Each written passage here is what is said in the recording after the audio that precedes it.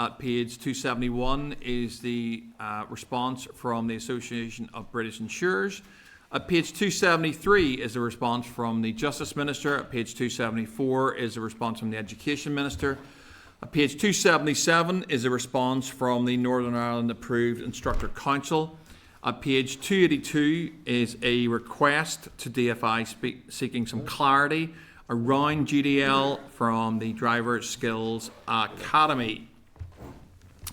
I'd like to welcome Chris, Adrian and Pat to committee today and seek agreement from committee that this evidence session is recorded by Hansard. Our committee agreed. Agreed. Invite, therefore, the departmental officials to make an opening statement, and then I'm sure there'll be some questions from members, but we're in your hands, Chris. Thank you, members. Thank you for the opportunity to brief the committee. And Chair, you didn't ask, but I'll promise to be brief. So we've covered this subject before. So I was going to, as I do at the start of a session when we're talking about road safety, I would like to acknowledge the people who've lost their lives on the road this year. To set the context of the consideration that we're going through, obviously the GDL is one of the measures that is here to prevent deaths on our roads. I have done the unfortunate thing that I too frequently do when I appear in front of this committee, which I've had to cross out the number I had in front of me this morning and write a higher number in. So there have been 24 people have died on the roads this year. So we were last here 11 weeks ago, and since then 17 people have died in those 11 weeks. So whenever I was last sitting in front of you, we've had 17 more dead people. That's more than one a week. We had a road safety forum meeting with the PSNI representative. They're the custodians of the statistics. This year has been the worst start to a year in 18 years. We have people dying on our roads at a frankly horrific rate.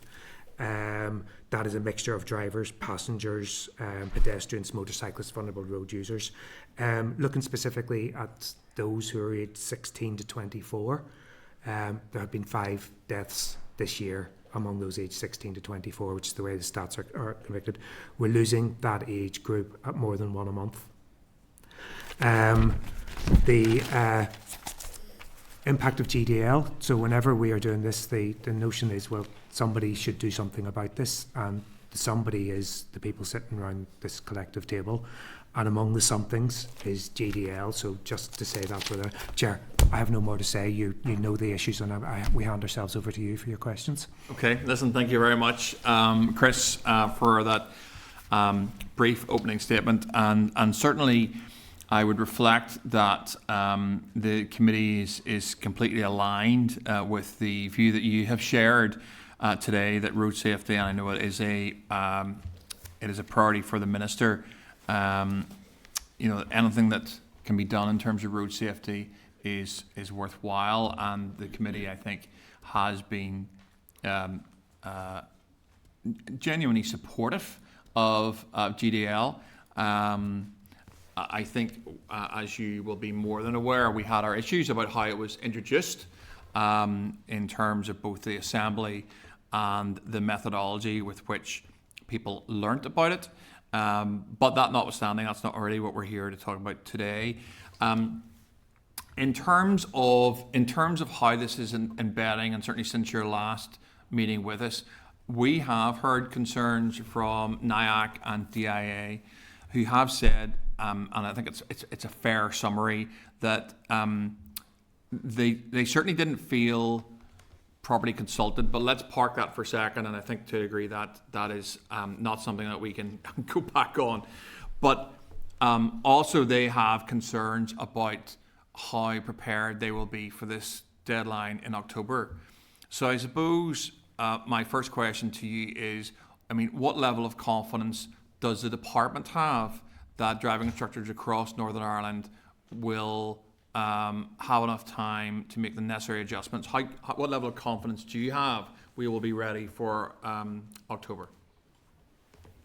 Sure, we're very confident in DVA that we will be ready for the 1st of October. Now, remember, the 1st of October is the date which GDL will be introduced. Mm-hmm. The first new driving test on GDL will not take place until the 1st of April 2027, so we've quite a significant amount of time to get to that point.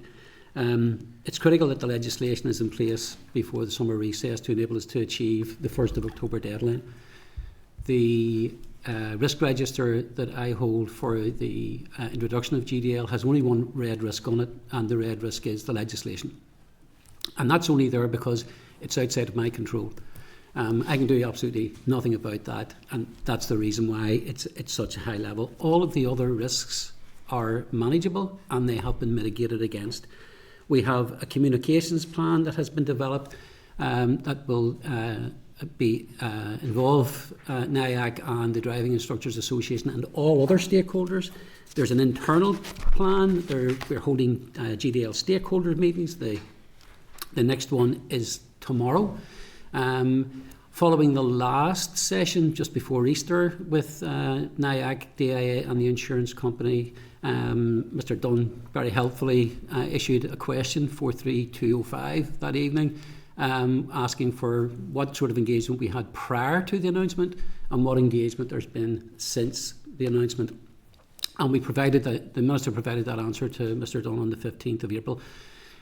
You followed that up with a substantially similar question last week, and I've just drafted the answer to that. That'll issue from the Minister in due course, setting out how much engagement there has been with NIAC, both before and after the announcement. And there has been substantial engagement, and that engagement will be ramping up over the next number of weeks and months. So we're going to be meeting with them every month. We're going to be issuing them with individually with newsletters. We've got a draft newsletter to go to all MLAs. That should be with all of you in the next few days, hopefully. And we'll have a dedicated advertising campaign. We've already engaged with the communications company, and I've seen the first iteration of the television advertisement that will be used for the purposes of introducing GDL. So all of that, along with a very strong digital presence across the department, across all of our NI Direct channels and engagement with road safety partners, we are absolutely confident that we will be able to deliver GDL on the 1st of October 2026. You mentioned, thanks Pat, you mentioned on the way through there that the risks are manageable and all can be mitigated against. I mean, so in your obviously substantial now discussions with NIAC and DIA, are they raising any issues with you that sit outside what you described as sort of manageable risks? Are you in those meetings? Are they saying it's all fine? Yeah, we'll be ready for the 1st of October. It's all good. Yeah. Or are there any things that are being flagged up to you that are concerns? The issues that they're raising are practical issues, which is what we expected anyway. The Minister's announcement, the 27th of January, was essentially the strategic direction as when we're going to implement GDL. What we're now in is delivery operations. Mm-hmm. And we're now engaging with NIAC and others. The questions that they're asking are practical questions about how the programme of training is going to be implemented. Mm-hmm. We've brought them in, we've given them one-to-one sessions. We've talked them through a module of the programme of training, how that's going to operate in practice. What does that mean for you as a driving instructor? So that process has started and they are engaging with that. That will continue for the next 4 or 5 months. And by that stage, we are very hopeful that all driving instructors will have all the information they need to enable them to commence training new young drivers, mostly, from the 1st of October. On GDL. Okay. That's fine. In terms of, I've got one, as you said, it's a practical question because that's the sort of territory we're probably in now, and that's regarding parents in sort of the training and sign-off process of GDL, I suppose, particular regard to the logbook. I mean, and we've had raised to us whether or not it's appropriate that I'll use the term non-professionals. I am a non-professional as I'm a parent and will be doing this in 2 years' time. Whether the logbook is being used in the right way in terms of parents. You've got a logbook. My understanding is, and you can correct me, that can be signed off by anyone, not necessarily a driving instructor. And I suppose to a degree we've had those views raised to this committee regarding the appropriateness of that. I'm not sure if you want to comment on that. Yeah, sure. Trust-based compliance systems underpinned by legal consequences are not new. They exist right across public and private sector. I mean, some of you may be filling in tax self-assessments, others may be filling in agricultural subsidies, others may have to complete a medical declaration for their driving licence. All of you, I imagine, complete a mileage and expenses claim. Trust-based systems are not new, and trust-based systems underpin GDL in every jurisdiction. Now, we have a mixture of both professional driving instructors and supervising drivers. That is the law in the UK. So the provision has to be made for both of those. Mm-hmm. What we want to have is the parents or the driving instructor to take the candidate through their driving. The programme of training is the candidate's programme of training. They have to complete that. The assessment has to be done by the driving instructor or the parent. This was touched on in great detail in September 2014 during one of the evidence sessions to the Environment Committee. A lot of these questions were raised then. And the purpose in doing this, largely, most people are compliant with the law. 90% of people, given the evidence that was given to the Environment Committee by Inspector Leach from the PSNI, 90% of people are compliant with the legislation. So we're working on the basis that, given that GDL is so important, parents, largely parents for the younger drivers, will be the people who will be the guardians of this. They will insist that the programme of training is completed and the logbook is properly signed off. Given that you've said that you'll be doing this in a couple of years, I would imagine, Chair, that you will assiduously make sure that if you're doing this, that your children will have completed that particular module. My wife will make sure of that, and I have no doubt. Yeah. So, and that's what, and that's exactly what it is that we have in the legislation. That the responsibility is for parents and for guardians and for instructors. This is not something new. However, if it's misused, if it's abused, if we detect forgery or falsification, that's a criminal offence. It may result in the revocation of the driving licence and other penalties instead, including potentially their insurance being invalidated. So there are underpinning legislations, but what we're looking for is moral accountability, respect for the law, and long-term compliance. So we have done our work in this, we've done it previously, so we're hoping to promote responsibility over surveillance, trust over coercion, education over punishment, and culture over compliance. You'd practiced those Yes. four, hadn't you? Yeah. You practiced those. In terms of that reliance, let's stay for a second on signing off the logbook. And you mentioned there obviously consequences of forgery, let's say, of that logbook.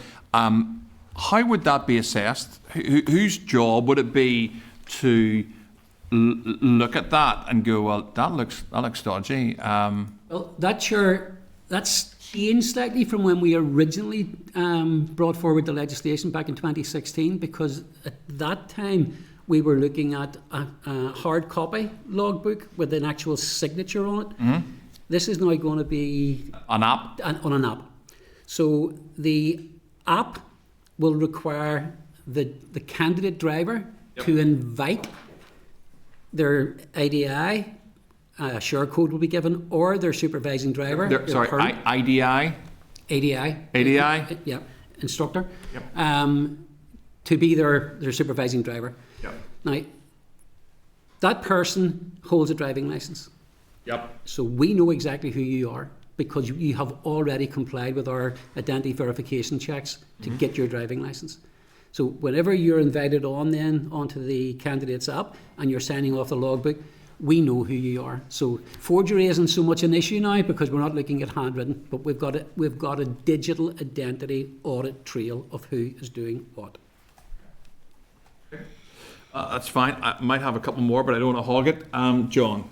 Thanks, Chair. Thanks, gents, again. Always very informative, and you give very good evidence in respect to this, and I appreciate the work you've done to date. And it would be remiss of us not as well to note the tragedies on our roads, and we appreciate the intent of this, and I think collectively we want to make sure that it's right. That is certainly the engagement I've been getting from driving instructors up and down the country, but particularly in my constituency, who see this as the professionals that they are as a key cornerstone of creating more road safety and better drivers on our roads, particularly for our young people.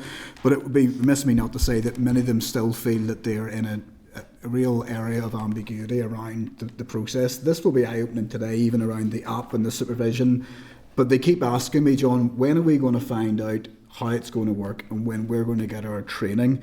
What is the time frame within the next 6 months before the 1st of October, and how is that process going to be rolled out so that advanced driving instructors are going to be fully informed and fully aware of what's going to happen? Because maybe the comms are going out, but it's not trickling down to the men and women who are delivering the training at this moment in time.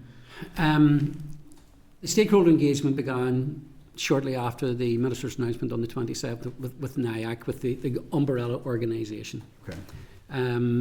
We have since been in contact with mass emails and information to every driving instructor informing of this.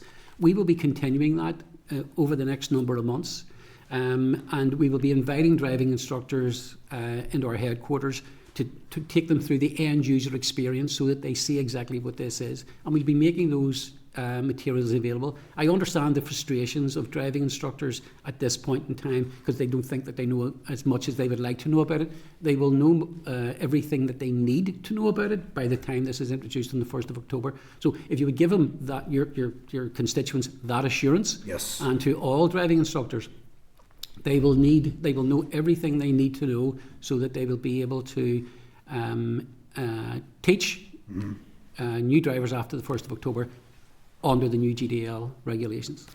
Right. That's good to know, and for those that are watching, I think they'll be glad to hear that, because they're obviously getting questions as well from new drivers and people who are taking their licence. You may be aware of a letter that we as a committee received from the Northern Ireland Approved Instructors Council, just even from up to this week, setting out some of their concerns. The first that I picked up on was the transition and the fact that there'll be effectively a two-tiered system for them. They'll be teaching drivers who qualified with their licence pre the 1st of October and those who qualified post the 1st of October, isn't that right? So they'll be training new drivers in one system 1 minute, and the next lesson they have then will be another one. And they find that may well lead to a two-tiered driving system, instruction system. Do you share any of the concerns that they have about different instruction techniques that will be going and the confusion that might lead to, and how might that best be managed? Again, covered back before the Act, that was one of the issues. There will always be a transition period, and the transition period for this is 6 months.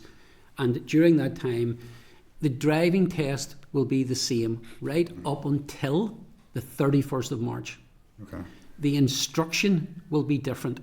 So there will be, for some of the candidates who have entitlement from the 1st of October, they will be trained how to drive using GDL and having to complete the programme of training and the logbook, and will not be able to take their test for the first 6 months. Okay. We will cover that in the information that we're making available to driving instructors, so they will know that. Transition's always going to be difficult. It's never straightforward. There'll be some wrinkles along the way, and we'll iron those out. But generally speaking, this will get us from the 1st of October to the 31st of March reasonably painlessly, and we make sure that driving instructors have it. A lot of the other things that were covered in the letter that the committee received from NIAC, we'd already covered those back in 2014, 2015 as well, so those concerns are not new to us. Yeah. I appreciate they're not new to you. They may well be new to these people because they weren't even in the industry potentially whenever this was consulted on a decade ago. Yeah. So they're probably raising it for the first time in their mind and weren't aware of the process that existed when the legislation was passed back in 2017. So I think that's probably the point. Do you share any of their concerns then around the impact on test backlogs for pre-GDL learners, given we know that there have been test issues? They have highlighted that learners who obtained licences prior to GDL may be unfairly disadvantaged due to existing driving test backlogs, and a learner who fails a test shortly before implementation may be required to enter the GDL system purely due to delays. Can you give an assurance that that won't be the case? Generally speaking, it takes roughly around 20 20 hours of tuition for someone to be ready for test, Yes. which ties in with the 6 months. So we're asking that could be supplemented, by the way, with parents or supervising drivers as well as paid tuition. At the end of March of this year, the waiting time for a driving test on average across the network was just about 32 days against a business plan target of 35 days. So we're in and around 6 weeks of a waiting time. Now, what I expect to see is potentially, and it's not necessary for people to do this, but we may see an increase in the number of people applying for the driving test before the 1st of October. But this doesn't impact anybody until the 31st of March next year. It's because the only people impacted here are people who get entitlement from the 1st of October whenever they get their licence. So we may see an increase in the number of people applying. GDL perversely could create fewer applications in the latter part of this financial year, because those people who get their entitlement from the 1st of October will not be able to do their test until the 1st of April next year. So I don't foresee there being an issue with lengthening waiting times. However, to mitigate against that, we advertised on Monday past for new driving examiners. Now, those new driving examiners will fill the vacancies that we have in the system. Yes. But we will have a supply just in case, and we can draw on that supply if needed to supplement what we have to minimise waiting times further down the line.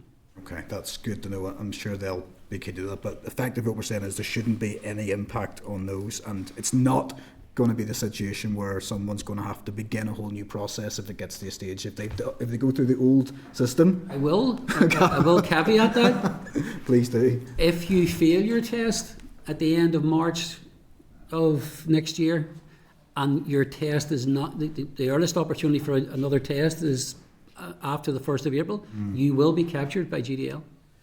Oh, we're putting pressure on the pressure. You know, I mean, that to me would, I know how stressful I find my driving test. If I was being told if I failed today, I'm going to have to go back to the start with a brand new system, a brand new licence. Well, I'm sure that the driving examiner was more afraid of you. I don't know. You didn't see, yeah, well, that's true. You haven't seen me driving. But it's just something I think they're right then to flag that up, that may well be a situation where we see people then going back to the square one. That's it. That's an outlier. Okay. We don't expect that, but it is a possibility. Right, no problem. The final one, Chair, if I may, is a geographical one. It doesn't potentially affect my area, but it has been raised with me. The experience and requirement to be on the motorway. For some people, they and their driving instructors live 40, 50, 60 miles away from motorways. No requirement? So it was Malaysia actually released. So there's no requirement at all to be on. To be on a dual carriageway would be. So there's no requirement to be on the motorway. They raised it up. No, so the motorway driving is an optional module within the programme of training, and the reason why it's optional is because of the location of motorways. Yes. In this part of the world, that you cannot easily access a motorway, for example, from Enniskillen. There are dual carriageways and there are stretches of roads, overtaking lanes, etc., where you can go up to posted speed of 60 miles per hour. But that's not to say that a test or a lesson will be at that speed. The instructor or the supervising driver needs to be aware of the road conditions and drive at the appropriate speed. Yeah. So there is no requirement for motorway driving. It's optional. And if someone wishes to take lessons with a driving instructor, and it's only a driving instructor on the motorway, they can do so. That was my question coming to, because I was aware it was optional, but is it optional? It's optional on the candidate then. They can decide if it's something they want to avail of. The instructor can't go in and say, I feel that we best place here in the interest of road safety to get you on the motorway, because the instructor could suggest but it would be at the candidate would need to agree to it. Yeah. Okay. There's no, it's not mandatory. No problem. Okay, that's all I have for now, Chair. Thanks, gents. Good, John. I'll bring in Stephen next in a second. I just had a question from what John raised there. Pat, how many tests are taken every month in Northern Ireland, ballpark? Driving tests? Overall, you're looking at around 6,000 overall. Now, this isn't private cars, but I'll tell you what the figure is for the whole of last year: 70,023. Okay, but you're maybe talking a ballpark of 6,000 a year. 6,000 a month. Yeah. And that's all categories. That's not just category B. Right. Okay. So category B would drop that figure down. Drop that figure down. Yeah. And what percentage roughly of people pass and fail tests? 57%. So what you might be I'm trying to quantify what John was driving towards. So if you had 6,000, you drop that down to 5,000. And it's fewer than that for category B. Give me a ballpark. About 4.5. 4.5. And you just give me the percentage again. Sorry. 58%. Okay, so you're probably talking about young people who do their test in March of 2027 and fail it. They are moved into the GDL scheme and they can't do their test for a year. Would that be right? And you're talking about quantum in terms of numbers, roughly based on those figures, maybe 2,500 people would be affected by that. Is that right? Just to be absolutely clear, Chair. Ish. Right. No, in terms of the actual process. Yep. If they fail in March, yep, they move into GDL. They don't have to wait 6 months. They have to do the programme of training and logbook.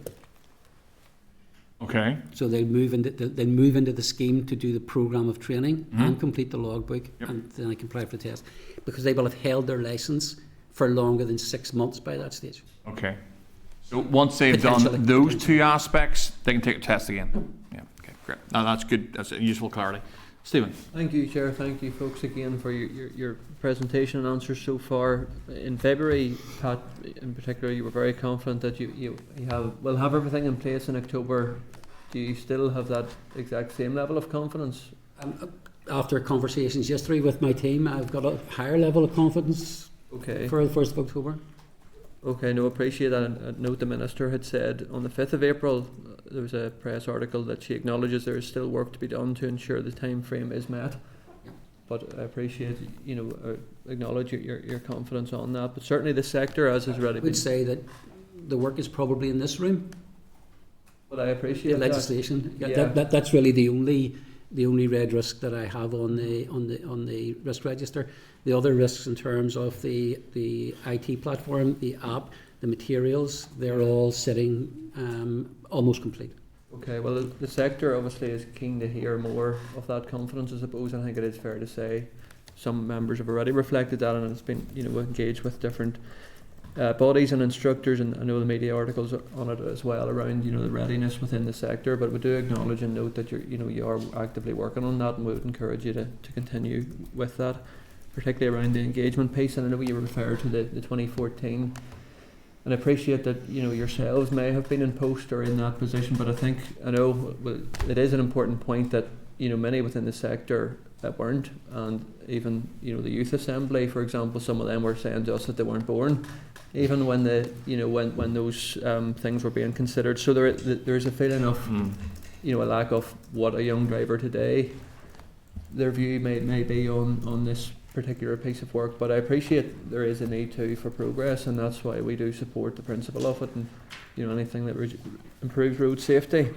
I would say that tomorrow is one of our major stakeholder engagement sessions, where we're bringing together stakeholders, the NIAC, DIA, PSNI, other road safety organisations. They're all coming together either in person in Hydebank or online. So that's one of our major stakeholder engagement sessions tomorrow to educate the industry.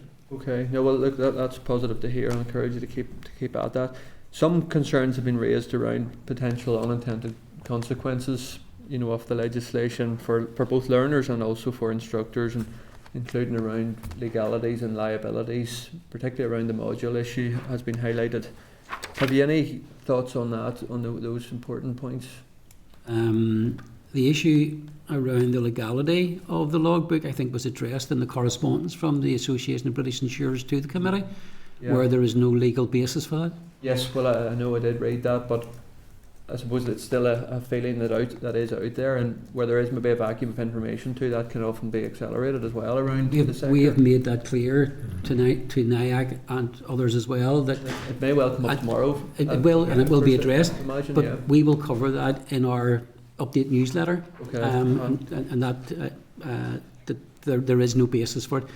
And you're right, those things did come up previously, and it's just a matter of reiterating those points and making sure that everyone is aware of them.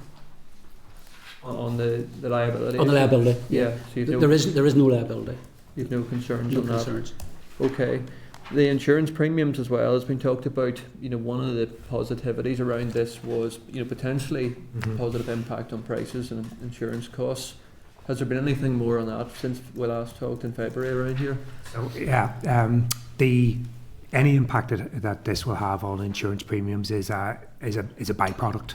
The main thrust of this is, as I said at the start, to prevent collisions, deaths, and injury. Yeah. So it has never been central to the consideration of graduated driver licence. It is about saving lives. So it came up as a side issue, but it is one that I know is very relevant to people because of money matters. So just to be really clear on that, the evidence given by the Association of British Industry and what we have been saying all along is exactly the same, which is that it may, in the long term, have an impact if it reduces collisions and death, all other things being equal. And I think your witness from the ABI made the point very good, described push and pull factors. It's a complex moving thing, so to keep it simple, if you think of all things being equal, more collisions, more deaths, more insurance claims, that is going to have an upward pressure on insurance costs. All things being equal, and the world doesn't work that way, but all things being equal, fewer in due time may have a downward pressure, and that was the experience that they found in Wales, where whenever they brought in 20 mile an hour and reduced the number of collisions, that happened. That was a consequence. Doesn't necessarily mean that's going to happen, because as you know, we have got changes in the world, and as your witness was setting out, what used to be a lump of plastic 15 years ago as a bumper now has sensors and cameras and all those sorts of sophisticated things. That cost independently can go up, so we can look at this in all things being equal. Fewer collisions, fewer deaths, fewer claims is likely to have a downward pressure. More deaths will definitely have an upward pressure, all things being equal. But if other aspects of the world might change, so it won't, if we don't do anything and people continue to die at high rates in collision, apart from the social cost, there would be a financial cost, because that will have an upward pressure on it. So it is a side effect rather than the key, but that's hopefully that's clarified. I appreciate it. Just a couple of final points. The 6 month period, mandatory 6 months, of some discussions and points I suppose being made around maybe again another unintended consequence where engagement's being reduced with instructors, whereby if somebody feels they're up to speed, they will just wait a number of months and not have that close engagement maybe up to the test. Have you any thoughts around that point? I'm not sure that's what happens in practice even now. As I said earlier, on average it takes about 20 lessons for someone to be ready for the test.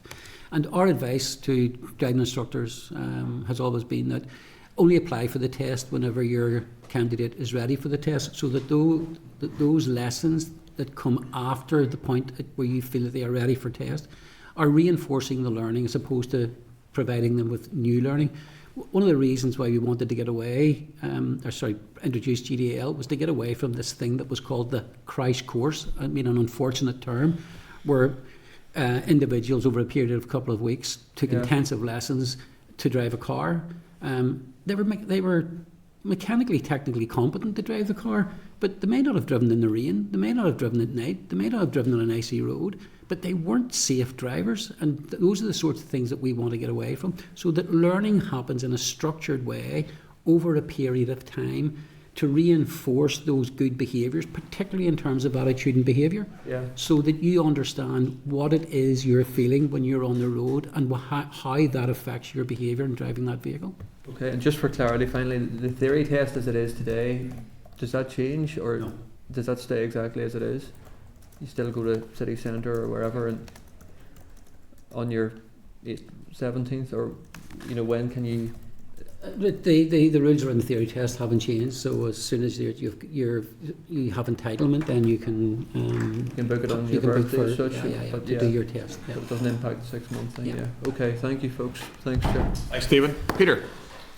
Thank you, Chair. And I've been ticking off questions that I've had based on the excellent evidence I think that we've received as a committee today. So thank you very much. It's been really informative and concise and very clear as well. I think that reflects the importance of officials being so accurate. My question, because I'm very supportive of GDL, I chair the operative group on road safety, I'm on the policing board, I speak with Sam Donaldson fairly frequently. I get the importance of this. And the GDL obviously is going to take time, and hopefully further down the line it'll bear fruit in reductions of lives lives saved and things like that. You mentioned, Chris, it's the worst start. Yes. At the start there, in 18 years. Yeah. And a big thing for me is education of young people and really targeting people so they get this almost subconsciously in a lot of respects. And when I was a councillor, I'd been along to the road safety shows at Belfast City Council and things like that.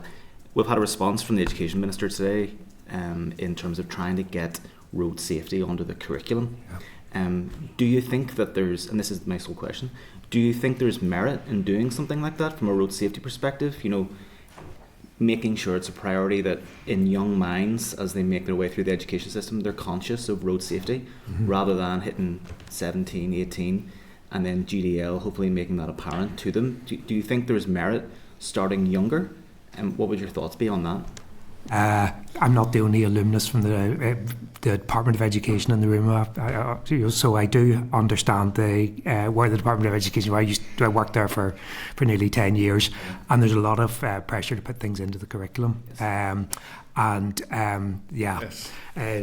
CPR, learning how to swim, all sorts of things, and so I wasn't surprised by the thing. The point about graduated driver licensing is whenever the young person has the maturity and the relevance, then the graduated driver licensing takes them through it. I mean, you couldn't reinforce the message often and early enough. Whether it will jostle forward in a curriculum review whenever, I mean, my job literally there was to try and get young people to get out the door with GCSEs and English, Maths and three other subjects. They have a big challenge. At the point in time, whenever they do GL, they're emotionally ready for it. But as people do that, and it becomes awareness, those at the top of the school, are doing that, it'll become part of what happens and discussions about how all that works out. So it'll come in. Of course, the more I would obviously say yes, but I can understand why it didn't make it into the jostle of the curriculum. So I actually didn't know, Chris, about your background. So well. that's really interesting. So is there anything else we could do then during those sort of formative years of young people's minds in terms of road safety? Is it just out of curiosity? So this is one aspect of what we do about road safety. So there are other aspects of road safety education that are supported through primary schools and post-primary schools as well. The road safety calendar, elements like that. Schools have the discretion to do it, and I know that they. I've worked in a school, so she would say, on Friday we got somebody to read the calendar and all. So it does come in. And interestingly, so I'm hoping to appear in front of the committee more to talk about other do somethings. One of them is the mobile phones. In mobile phones, other jurisdictions have found that successful messaging is wherever young people apply pester power in the same way as they used to do about smoking. Mum, dad, you're smoking, and I hear in school that that's a bad thing. Actually, don't use your mobile phone, I hear it's a bad thing. So, I mean, it's the same way as parents are the custodian of this. Young people can be the custodian of challenges to behaviour about that. So there's a whole conversation and a dynamic that takes place within a family to do all that. And the whole point about, I suppose, so yes, it shouldn't be isolated, but it should be part of a conversation that goes forward as we deal with these, what frankly are grim figures. So yeah. Okay. Thanks, Peter. Good questions. Nobody else has indicated. Look, it just leaves me to thank you, Pat, Chris, and Adrian, for coming along to this session. We obviously have to have a look at that. I'm very conscious that Pat's got a big red mark on his risk register beside the Infrastructure Committee. We'll take that as a badge of honour, Pat. And I know the committee's going to have a good look at this. I think the answers today have been really useful. and very informative, I have to say. And I suppose I just would have loved, and again, we're not going to dwell on the past, but I would have loved it all to happen over a 6-month stage where all this was kind of ironed out and then it was kind of announced. And I think that because the impetus and the driver, which you cited, Chris, at the start, is really the key thing here. It's about reducing those road deaths, and it's sobering when you come to the committee and say, since I was last here, this is how many people have died on our roads and how many families have been affected, and it's life-changing for them. So look, anything, and I want to reinforce this on behalf of the committee, and I hope I speak on behalf of the committee, anything that reduces that, I think is something that this committee will certainly welcome and support within this assembly. So look, we have to just consider this, as you're aware, and that's what we're going to do. But just thank you for your time today. Thanks very much. I appreciate it. My preference would have been for the 1st of July because my granddaughter is 17 on the 2nd of July. It'd be lovely to hear that. Yeah. Thank you. Thanks so much, folks. Okay, so members have any comments in terms of that or anything they want to highlight? We have a number of SLs before us. However, we don't have to particularly deal with those today, and I don't think we actually should.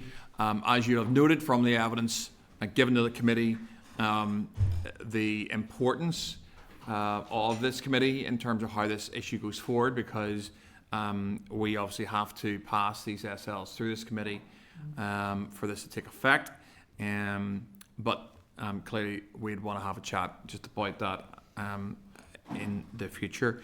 Anything people want to raise? Stephen, I'll take you just first. Yeah. Briefly, thanks. No, it was just, I think it was helpful and useful, and hopefully that translates through to the sector as well, that they share their optimism and content and so on. But I think we've obviously the legislative work to do on it as well and our part to play. But I think it would be good to keep in touch closely with those officials and have them back in very early in the autumn period, for example, for a catch up to see where we are, around the implementation and so on. That would just be my thoughts on it. Oh, absolutely, Stephen. I think that's critical. And we've got a couple of stakeholders in it. We've got all the kids and other people who will be impacted by the scheme. And it was useful just teasing through some of those numbers today and John started the line on that.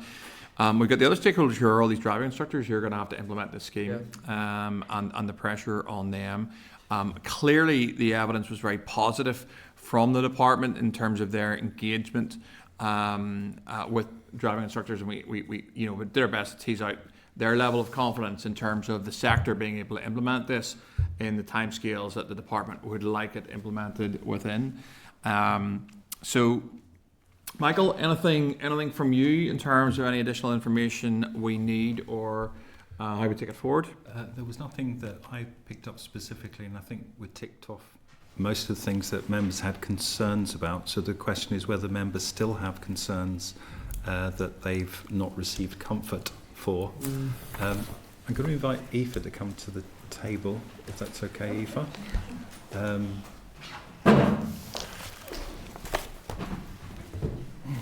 Just to see if there's anything that has been brought to the attention of members that hasn't been covered or hasn't been answered so far. There is no requirement at this point in time, Michael, for us to action 23 to 26. No, I don't think. I wouldn't advise members doing it today. But members may if they wish, and they're there for convenience. Should members decide to do so, if members wanted to contemplate what they've heard today, and if all their concerns have been allayed. And then we can return to this next week if members are content to do that. I'm content. John, do you have a view? I mean, I'm content at this stage, although I'm conscious that many of my concerns I'm just echoing the feedback that I'm getting from the people on the ground, the ones who will be delivering the service. So my main question is, are they content?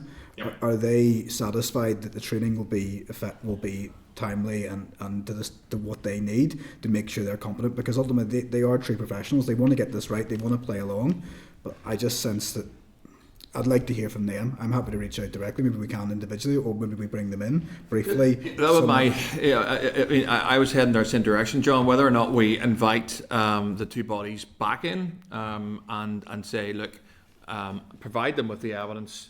They'll have it on hand, sir. Provide them with the evidence that we got today, and say, look, is this your understanding of where we are? We could do that either. We could ask for written evidence back from, or write for an update from them, or we could have both bodies back in and ask them. I'm easy with either, but I think it's one that we want to get right. We have these SLs. I don't think we necessarily rush into this. We do also want to hold up the department without good reason either, because this is really important stuff. And as Pat inferred, we are the only step in terms of GDL that's left, and they're obviously very conscious of that. But we don't want to do it in a hasty way either, that doesn't provide the level of scrutiny we want. So look, I don't know, the committee members who we have left, what is our view in terms of do we invite the two bodies back and ask for oral evidence? Do we ask them to provide some written evidence around what they've heard, and are they more assured a number of weeks on from whenever they first came to us? I'm happy to take views on it. Just from listening to that and listening to the Officials. evidence, officials, information given, if we write back to those that have communicated to us, and they say, "Yep, no, actually, it's actually, we're greatly allayed," does that sort of negate the need for inviting them? So I'm just wondering, what time? At the same time, again, it's the balance on it off of getting the timings right here as well. So if we invite them in, just to hear them say, "No, it's all sweet, mate, isn't it?" And then, just curious about that, Chair. Really, is there any take on that? So the fastest thing probably to do is to write to them and say, look, you've probably followed this, because they are the industry representatives, and they're the ones who are following, and it's their members who will be applying GDL across Northern Ireland.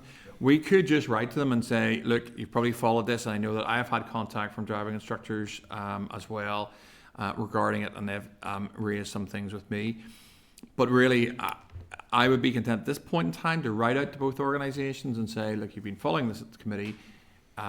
You've probably been following the officials' responses to our questioning on some of these items. And how confident do you feel in terms of how we're moving forward? Because I think part of what my concern initially was, again, we're trawling over old ground, was one day the Minister stood up and said, well, hey, we're having GDL, and nobody knew about it. And certainly from the evidence that we've received, I'm not wholly convinced actually that the driving instructors knew anything about it either. I mean, maybe some of them did, but not many. And I think it's been a process from that point where information has filtered out to them. They have got more understanding. Some of these issues have been cleared up at this committee.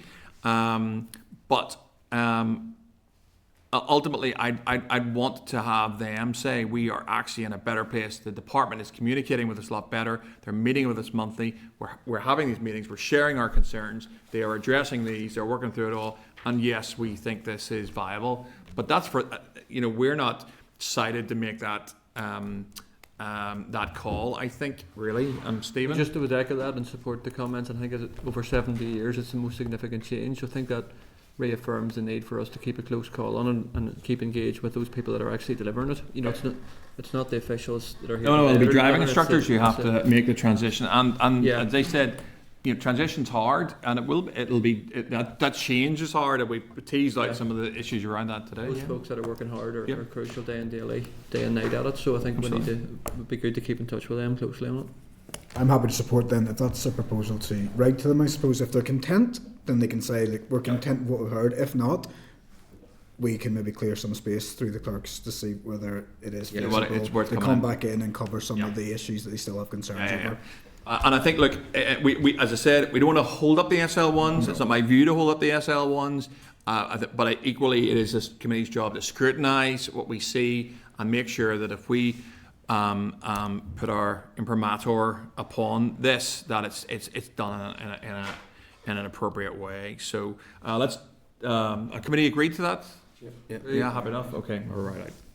Thank you, Aoife. Okay, so we are at item 27, which is the forward work programme. Take members to page 354, where the draft forward work programme resides. And I just need to seek committee agreement to proceed with the evidence sessions as set out. Brilliant. Any other business? Does anyone have any other business? Any other items? Nope. That takes us to item 29, which is the date, time, and location of the next meeting. I have to let members know that the next meeting will take place at 10 a.m. on Wednesday, the 29th of April, in room 29 in Parliament Buildings. And with that, I can adjourn the meeting. Committee Room 29, sound.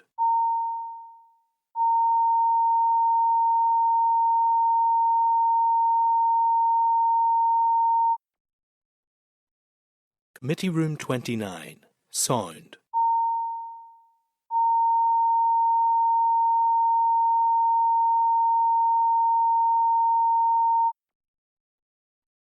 Committee Room 29, sound.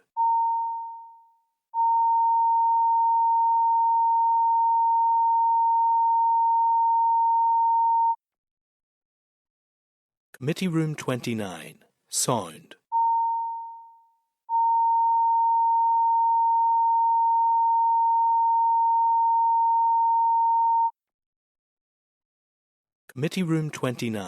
sound.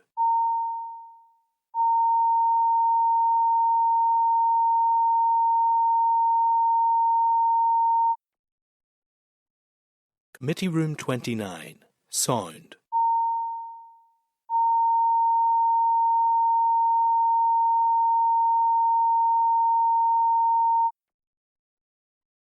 Committee Room 29, sound. Committee Room 29, sound.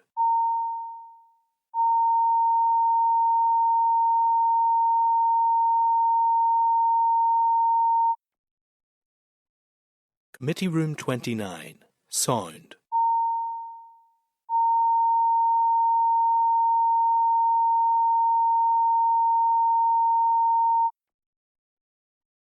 Committee Room 29, sound.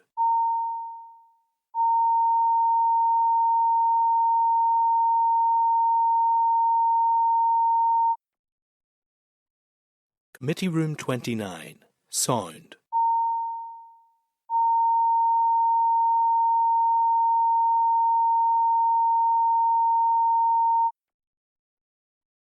Committee Room 29, sound. Committee Room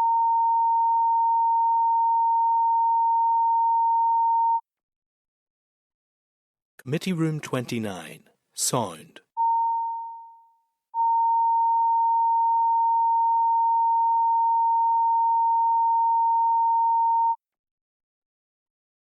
Committee Room 29, sound.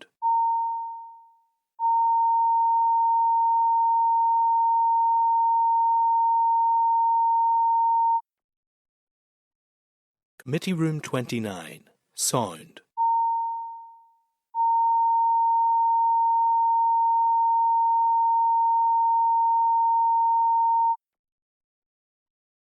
Committee Room 29, sound.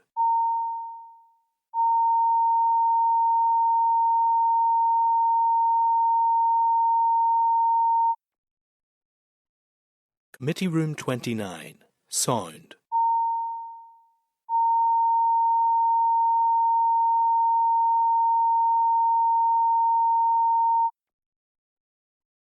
Committee Room 29, sound.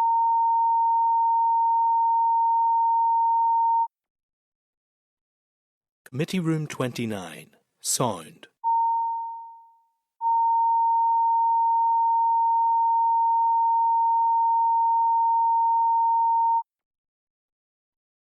Committee Room 29, Sound.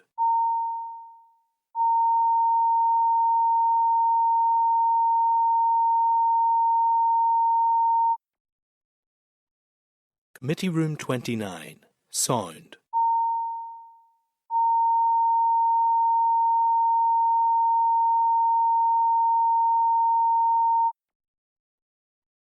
Committee Room 29, Sound.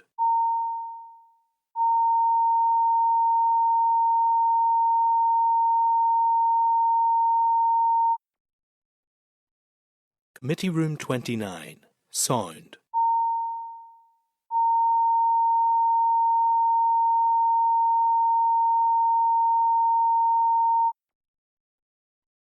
Committee Room 29, Sound.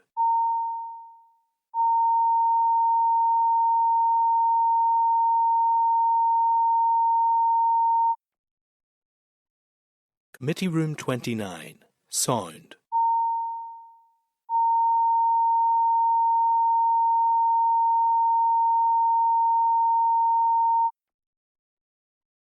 Committee Room 29, Sound.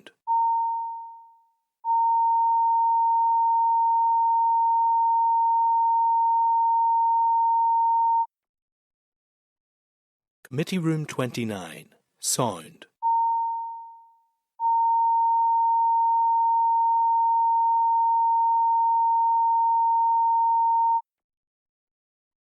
Committee Room 29, Sound.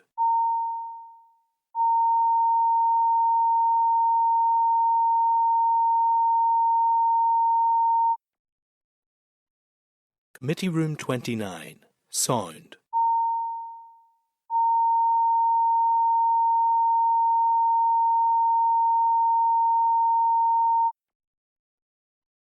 Committee Room 29, Sound.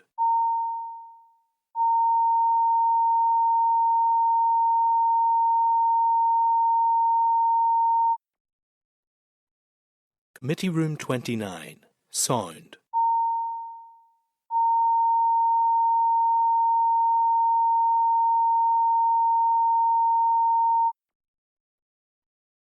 Committee Room 29, Sound.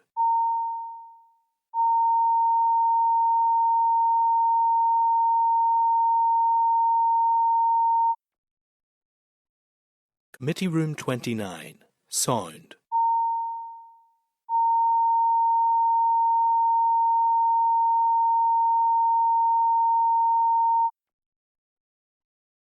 Committee Room 29, Sound.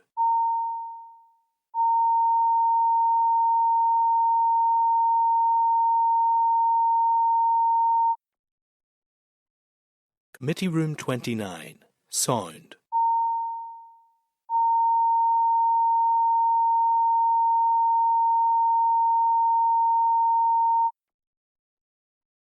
Committee Room 29, Sound.